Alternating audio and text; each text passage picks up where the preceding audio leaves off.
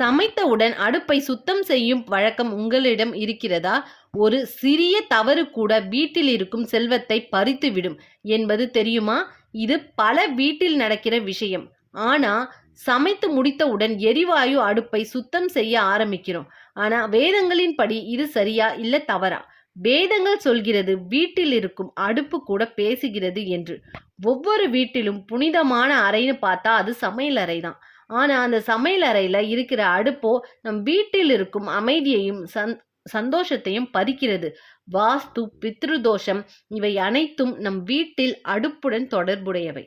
அப்படியானால் அடுப்பை சுத்தம் செய்யலாமா வேணாவா? எந்த நாளில் செய்யலாம்? இதற்கான விதிகள் சாஸ்திரங்களில் கூட இருக்கிறது. பெண்கள் காலை சூரிய உதயத்திற்கு பின் தான் அடுப்பை பற்ற வைக்க வேண்டும். இரவில் அடுப்பை பற்ற வைத்தால் அது அக்னி தேவருக்கு அவமானம் என்று கருதப்படுகிறது. அடுப்பு என்பது சமைப்பதற்கான ஒரு சாதனம் மட்டும் அல்ல. அது குடும்பத்தின் செல்வத்தையும் ஆரோக்கியத்தையும் மன அமைதிக்கும் மூலமாகும்.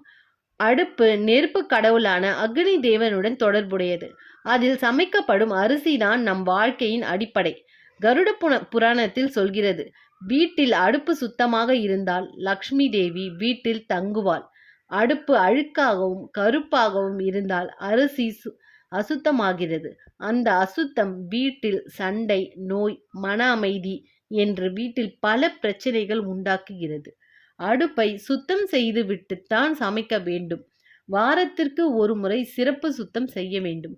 இது மட்டுமல்ல, அன்னபூரணி தேவி மற்றும் லக்ஷ்மி தேவி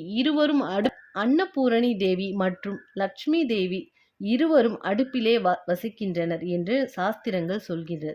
அதனால் சமைத்தவுடன் சுத்தம் செய்வது நல்லது. நன்றி, வணக்கம்.